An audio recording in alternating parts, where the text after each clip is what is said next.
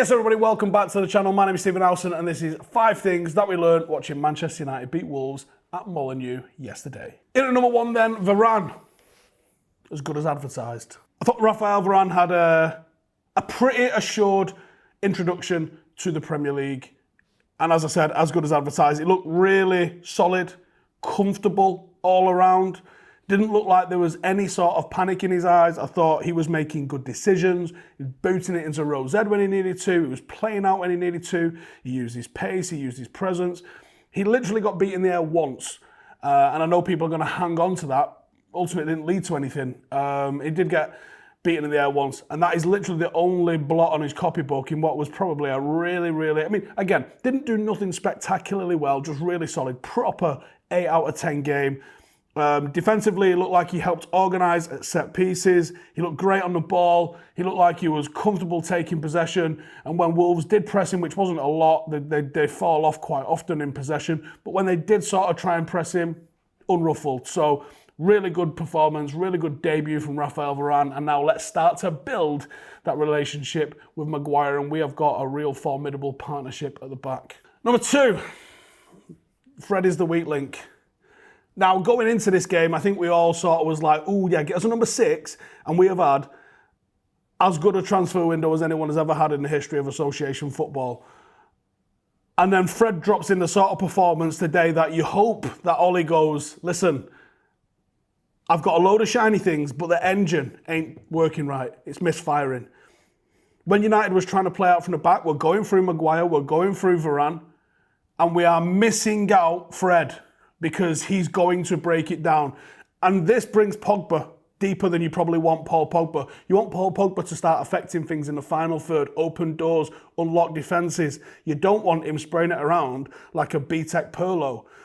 That's what your number 6 is there to do, and that's what Fred is meant to be able to do. Now, ultimately, I think Fred actually delivers a lot to the team. I don't think he's picked for nothing. He's shown today at times while he was there, his interceptions are really good. His ability to cover ground is really good. His stamina is really good. His defensive side of his game is really pretty good. Now, aside from when Wan-Bissaka had to completely bail him out, he got a wicked deflection which put it straight into the Wolves player's path, but then he doesn't manage to regain in front of the player, which would have been the best thing to do. He seems to go into the back of the player, ends up on the floor, almost gives a penalty away, and requires Wan-Bissaka to bail him out with a goal line clearance, which was superb, by the way.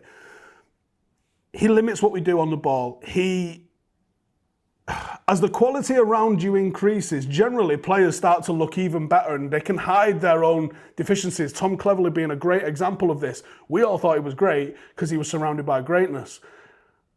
But with Fred, it seems to be that it becomes more noticeable that he isn't on the same page as the rest of these players. It seems like the better Manchester United are starting to look, the more he stands out in a negative way.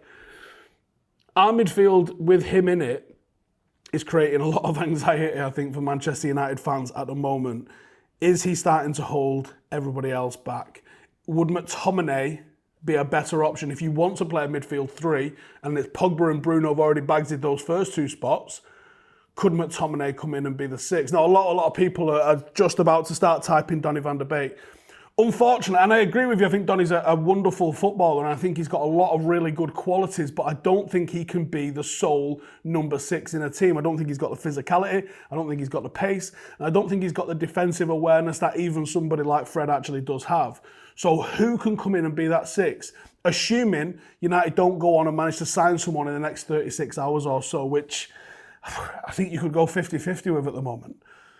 United's season might hinge on who comes in or who doesn't come in that number 6 spot. Number 3, keeper controversy is over.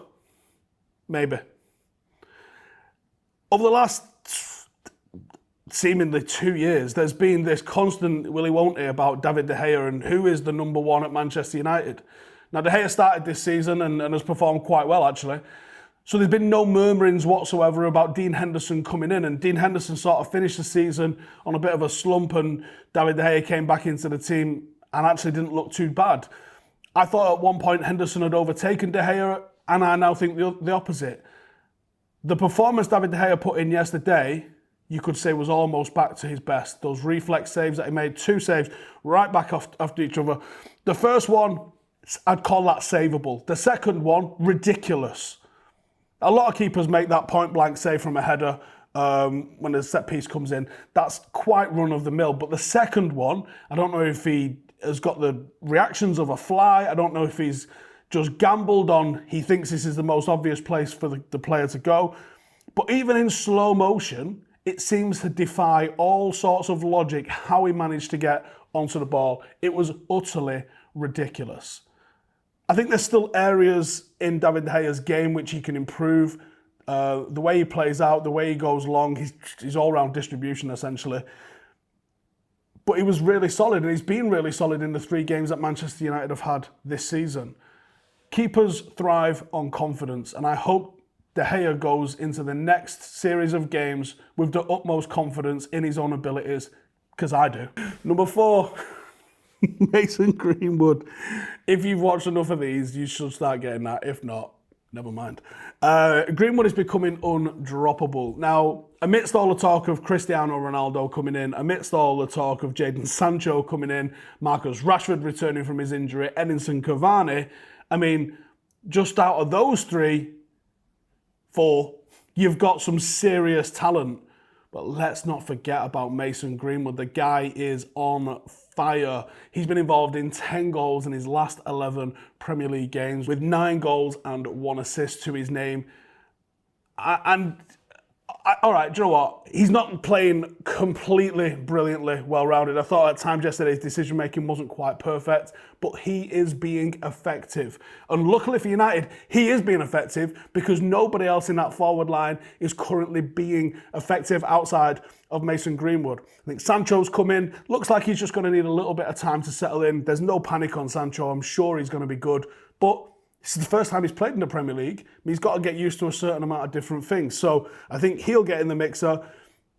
He's also just become the 4th youngest striker to get to 20 Premier League goals as well. The youngest, the 4th youngest, is behind Wayne Rooney, Michael Owen and Robbie Fowler in doing so. He is an absolute certainty to be an utter global megastar at some point in the future. The fact that Cristiano Ronaldo is now at the club as well, he's going to be rubbing his hands together thinking of all of the good habits that he can learn. He's got Cavani, now he's got Ronaldo, and he's got the likes of Rashford in there as well. There's some excellent people for him to learn good habits from. The future is definitely bright for Mason Greenwood. He is an utter goal threat no matter where he is or how he is on the pitch. Fantastic.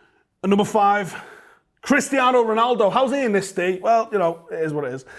He is going to be the spark that ignites this season from Manchester United. Edinson Cavani is going to be missing for a significant portion because he's going away on international duty. And it looks like Cristiano Ronaldo is going to pop in at the perfect time for United. This season from United, it's like a rocket. It's got a lot of potential. It's got a lot of energy, but it just needs that spark. And I think Cristiano Ronaldo can come in and be that spark. I was talking about it on the review last night. Sometimes you have to go and double mark one player, but Ronaldo's been double marked for the last 15 years and he still manages to pull out almost a goal a game in that entire time.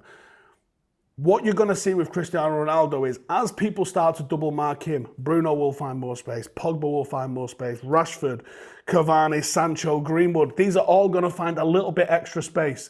And this is when you now start to overrun teams.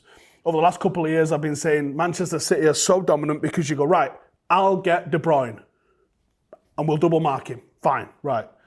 Who's going to look after Sterling? Right, we'll get De Bruyne, we'll get Sterling. What about Aguero? Right, I'll get De Bruyne, you get Sterling, you get Aguero. Right, what are we going to do about Silva? Right, I'll get Silva, you get... And this is why Manchester City have been on such dominant performances and so dominant in the Premier League. They've got match winners all over the pitch. In Cristiano Ronaldo, we've perhaps got the match winner of match winners. And you line him up alongside Bruno Fernandes, Paul Pogba, Mason Greenwood, Marcus Rashford, Edinson Cavani and Jadon Sancho, and suddenly Manchester United look like an unstoppable force. As we said in point 2, the number 6 could be the only position that seems to hold Manchester United back. We've even got match winners in our defence, and David De Gea proved we've got match winners in the stick as well. This team is ready to ignite. This team is ready to hit the next level and become that unstoppable force. Cristiano Ronaldo will raise the standards in training. People are going to look at him and go, I am clearly not doing enough. I mean, the guy is a psychopath, but you've got to look at the tendencies that he's putting into training. And some players are going to just raise their game to try to compete. No one's going to compete with him.